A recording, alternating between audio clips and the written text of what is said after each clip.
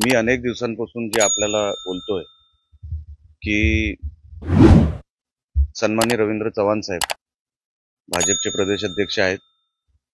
ते जेव्हा सिंधुदुर्ग जिल्ह्यात येतात तेव्हा काय करतात त्याचा पुरावा हा तुम्हाला काल मिळाला असेल. ते परवा मालवणला आले होते. टोपीवाला ग्राउंड मध्ये त्यांची सभा होती. पण सभा हे फक्त निमित्त होतं. ते सभेनंतर काय करतील ह्याचा एक साधारण अंदाजा माझ्याकडे होता.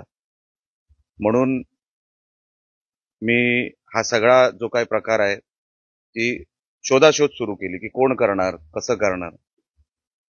आणि मग एक दिवसानंतर मला हा विषय हाती लागला. कशासाठी आपण हे करता हाच अजूनपर्यंत मला प्रश्न कळलेला नाही. मी सन्मान्य विजय केनवडेकर यांच्या घरी गेलो.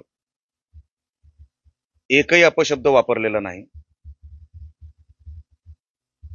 त्यांच्या घरात बंड्या सावंत हे कुडाळचे त्यांचे जे भारतीय जनता पक्षाचे जुने कार्यकर्ते आहेत आणि एक तिसरा माणूस जो मला माहित नाही, तो ड्रायव्हर म्हणून सांगत होता पण तो बेडरूम मध्ये होता, पैसे लपवालपवी करत होता.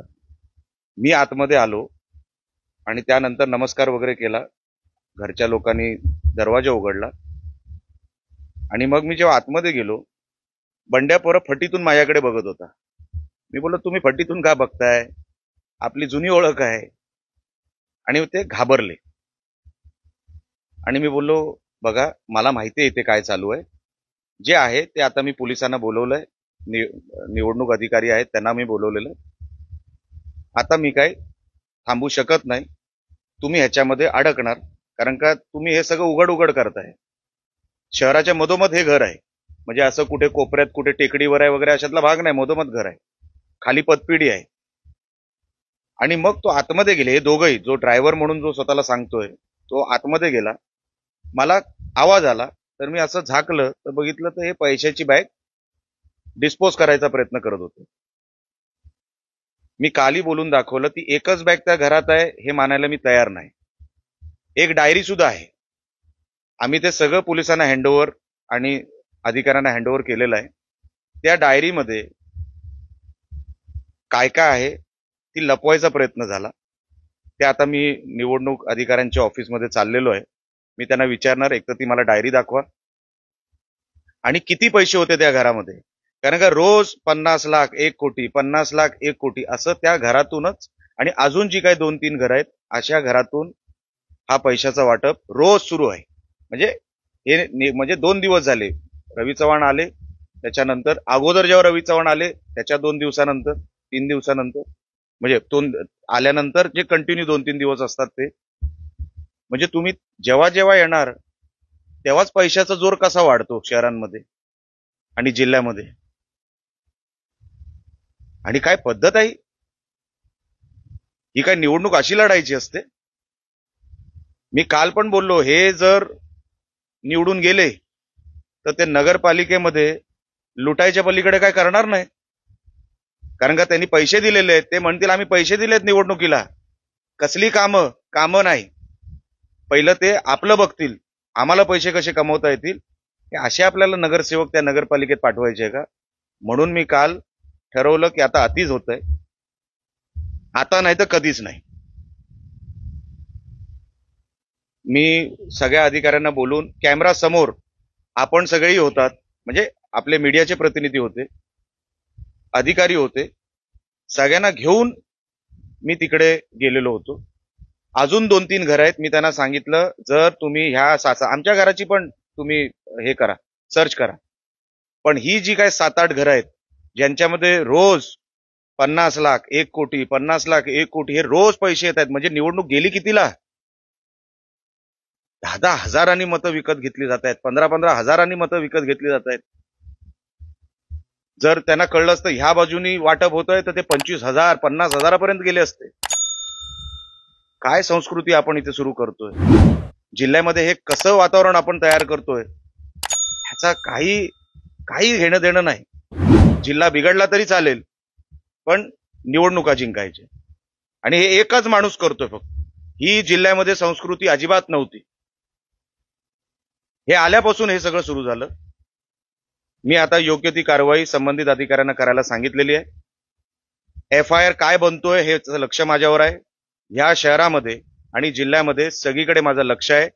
माझी लोक त्यांना सांगितलंय कॅमेरा सकट व्हिडिओ काढायचा, लाईव्ह सुरू करायचं आणि मला कळवायचं. बाकीची कारवाई मी योग्य त्या अधिकाऱ्यांना करायला सांगेन. पण मी आता यांची पाठ सोडणार नाही. ही जी रवी चव्हाण साहेबांची माणसं आहेत, यांना रोज ह्यांचा पाठलाग करून ह्यांच्या मागे यंत्रणा लावून, पोलीस यंत्रणा किंवा मग निवडणूक अधिकारी, कारण का हे जर थांबलं नाही तर जिल्हा खड्ड्यात टाकतील हे लोक. रवींद्र चव्हाण यांनी ते म्हणजे की विजय ठाकरेच्या पायाखालची वाळू फेकू लागलेली म्हटलं की त्यांनी काँग्रेसमध्ये आणि यांच्यामध्ये काही फरक नाही, एक नेरेटिव्ह पसरवण्याचा प्रयत्न केला जातो. हे कोण बोललं? रवींद्र चव्हाण. कधी बोलले? तर आता ते ओके. माझ्या पायाखालची वाळू जर सरकली असती तर एवढे पैसे तुम्ही वाटले असते का? कोणा पायाखालची जमीन सरकते आहे हे स्पष्ट होत आहे ना. चारी बाजूनी आज जनता तुमच्या बरोबर नाही, तुम्हाला लक्षात आलं. तुम्ही विकत घ्यायला मैदानात उतरलात. तुम्ही जनतेला विकत घेणार? तुम्ही मैदानात लढा ना. कोण सांगतंय आपल्याला? म्हणजे जर आपण काही लोकांसाठी हितासाठी काहीतरी करायला गेलो तर तुम्ही माझं नाव इकडे तिकडे जोडणार. मी अजून आदर तुमचा सोडलेला नाही साहेब. मी आजही तुमचा आदर करतो, पण निवडणूक लढायची ही पद्धत नाही. हा माझा जो विषय आहे ह्याच्यावर बोला. मी काय करतो? चला, मी लहानच माणूस आहे साहेब. मी मान्य केलं, मी लहान माणूस आहे. तुम्ही असं का करताय? तुम्ही तर मोठी लोक आहात. तुम्ही का अडकताय रोजच्या रोज? कधी व्हॅलिडिटी तुम्ही बोगस देताय उमेदवारांची. मतदार यादीमध्ये घोळ आहे आणि आता डायरेक्ट पैसे वाटप करताना तुम्हाला पकडलेलं आहे. साहेब, मी लहान माणूस आहे तुमच्या समोर. तुम्ही तर मोठी लोक आहात. तुम्ही नका वागू असे. तुमच्याकडून ही अपेक्षा नव्हती. म्हणून माझ्यावर टीका करा, माझी काही हरकत नाही. पण हे जर प्रकार थांबले नाही तर साहेब मी पाठलाग करत राहणार. तुम्हाला योग्य वाटेल ते तुम्ही करावं. मी काय सांगणार तुम्हाला? तुम्ही एवढ्या मोठ्या पदांवर कामं केलेली आहेत, आजही मोठ्या पदावर आहात. निलेश राणे तुमच्या समोर लहान माणूस आहे. मी माझी निवडणूक लढतोय. ती निवडणूक लढण्यासाठी मला जे समजतं ते मी करायचा प्रयत्न करतोय. ही काय मला ह्याच्यातून वैयक्तिक फायदा काय साहेब? मला काय मिळवायचं ह्याच्यातून? अजून 4 वर्ष माझ्या आमदारकीची शिल्लक आहेत. मलाही कळतं सगळं. मी काय काल परवा राजकारणात आलेलो नाही. पण हे जर प्रकार थांबले नाहीत तर उद्या जिल्ह्याची काय अवस्था होईल ह्याची भीती माझ्या मनामध्ये आहे. म्हणून मला हे सगळं करावं लागतं. आणखी एक त्यांनी म्हटलंय की कोणी जिंकलं तरी काही फरक पडत नाही, माहितीच जिंकणार आहे, लढून तुम्ही घ्या. आणखी एक मला सल्ला दिला की राणे साहेबांचा आदर्श बाळगा, असा रवींद्र चव्हाण यांनी दिला. माझं तेच त्यांना म्हणणं आहे. आपणही राणे साहेबांचं नाव घेता, आपणही त्यांचा आदर्श बाळगावा. राणे साहेबांचा, आम्ही त्यांच्याच आदर्शावर चालणारी लोक आहोत. तुम्ही कोणाचा आदर्श बाळगता हे एकदा कळलं पाहिजे ना. माझं रवींद्र चव्हाण साहेबांची अजिबात काही वाकडं नाही. आणि वाकडं असायचं कारण माझं काही पर्सनल वॉर नाही हा. म्हणून महायुती जिंकावी म्हणून आम्ही प्रयत्न केले ना. मग आज तुम्ही महायुतीची वार्ता करताय, मग युती केली का नाही सिंधुदुर्ग जिल्ह्यात? आम्ही तर मागणी तीच केली ना की आपण युती करावी, सगळे उमेदवार आपण निवडून आणूया, एकत्र मिळून निवडून आणूया, एक कुटुंब म्हणून निवडून आणूया, हेच म्हणत होतो मी. मग आज तुम्हाला महायुती आठवली, तेव्हा का नाही आठवली? आज तुम्ही आदर्श काढताय, तुम्हाला पुरावा द्यावा लागेल. आता.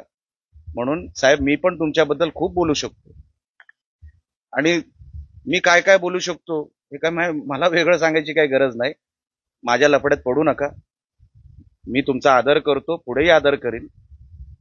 मी राणे साहेबांच्या पायाला हात लावून या निवडणुकीत उतरलेलो आहे. निवडणुकीला कुठेही गालबोट लागू नये यासाठी मीही प्रयत्न करतोय. पण तुम्ही रोज माझ्या हातात पुरावे द्याल, म्हणजे लागतील माझ्या हातात पुरावे, तर जनतेसाठी मला उतरावं लागेल. हे मी माझ्यासाठी करतच नाहीये. तुम्ही माझ्यावर टीका करा, काही हरकत नाही, तुम्ही मोठी लोक आहात. पण टीका करत असताना आपण स्वतः काय करतो, आपण कुठला आदर्श पाळतो, ह्याच्यावर पण त्यांनी आत्मचिंतन केलं पाहिजे, असं माझं म्हणणं आहे.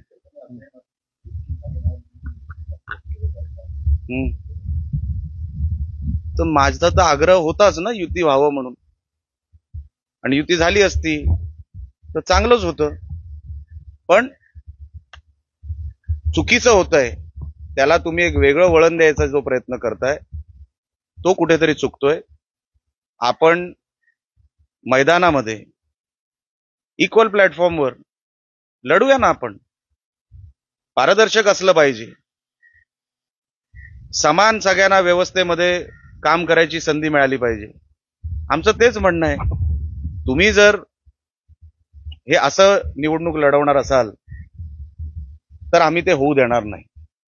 हा काय बाजार नाही, इथे काय लोक आम्हाला विकत घ्या असं सांगत नाही. तुम्ही बिघडवताय परिस्थिती, लोकांना बिघडवताय. हे कुठेतरी थांबावं आणि जी जिल्ह्याची संस्कृती होती अगोदर ती परत आणावी, हा माझा प्रयत्न आहे. वैयक्तिक माझं रवींद्र चव्हाण साहेबांची काहीच वाकडं नाही आणि कधीच नसणार आहे.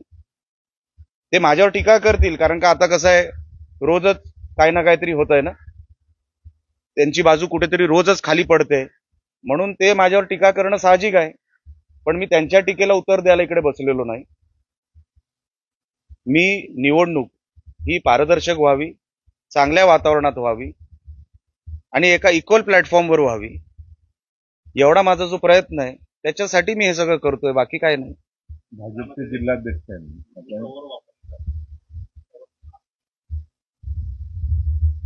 आता मी तुम्हाला हे जे काय काल पुरावा दाखवला तो काय एक शेवटचा पुरावा नाही, हे रोजच होत होतं. आणि सन्माननीय रवींद्र चव्हाण साहेब मालवणमध्ये आल्यानंतर हे अधिक व्हायला लागलं. आम्हाला वाटलं की हे आता आलेत म्हणजे काहीतरी गडबड करणार. आम्ही शोधातच होतो की हे कुठेतरी गडबड करतील आणि सापडले. हे एकच घर नाहीये, त्यांची अशी 6-7 घर आहे. त्यांचे सख्खे बंधू, मला वाटतं संकेत चव्हाण वाटतं त्यांचं काहीतरी नाव आहे, ते मालवणमध्येच बसून आहेत. ते कशासाठी बसून आहेत तुम्ही पाठलाग करून बघा. मला वाटतं कुंभार माटला किंवा कुठेतरी त्यांचं घर आहे, ते तिथे राहतात आणि सगळ्या ह्या गोष्टींवर लक्ष त्यांचं आहे. रिपोर्टिंग वरती ते करतात कदाचित, मला सगळंच माहित नाही. पण त्यांचा भाऊ संकेत चव्हाण हा मालवणमध्ये बसून आहे. हे आता त्यांनी बघावं की हे निवडणुकी, माझं तेच म्हणणं आहे, निवडणूक ही अशी चालते, हे कुठेतरी थांबलं पाहिजे. गरिबांची निवडणूक आहे हो, कसे समोरचे उमेदवार लढतील तुमच्या समोर, हे बरोबर आहे का? आणि हे ह्या जिल्ह्यापुरतंच थांबावं, पुढच्या सगळ्या निवडणुकीमध्ये हा सगळा प्रकार होऊ नये, म्हणून मला हे सगळे विषय अंगावर घ्यावेसे लागले. भाजप जिल्हाध्यक्ष मी आता त्यांच्या कार्यालयात जातोय. आता त्यांची वेळ मी आता मागितली आहे. त्यांनी काय कारवाई केली, त्यांनी FIR त्याच्यावर केली का, आणि ते पुढे काय करणार आहेत त्या विषयावर, हे मला आता ते काही वेळेत सांगतील. मी त्यांच्या ऑफिसमध्ये जाणार आहे.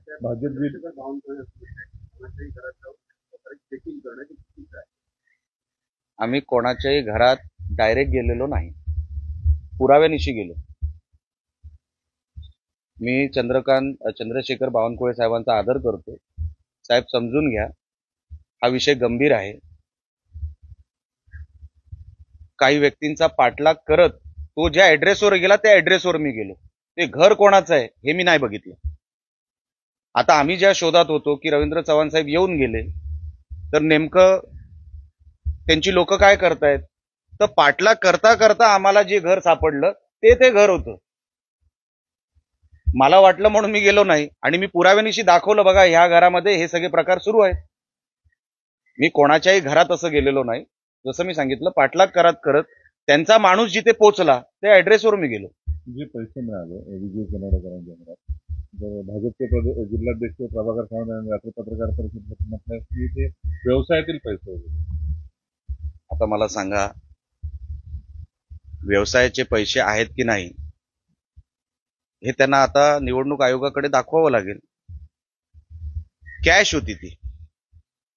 व्यवसायामध्ये इतक्या मोठ्या प्रमाणामध्ये तुम्ही काय सेल केलात? ते म्हणतील मी फ्लॅट सेल केला. काय कोणी घेतला? कोणी तुम्हाला कॅश दिली? तो माणूस तरी समोर आला पाहिजे. आता आपण कुठला फ्लॅट विकला आणि समजा कॅश घेतली, तर समजा तुम्ही मला दिला तर तुमचं नाव आलं पाहिजे ना. त्यांनी नाव सांगावं निवडणूक आयोगाला. माझं कुठे काय म्हणणं आहे?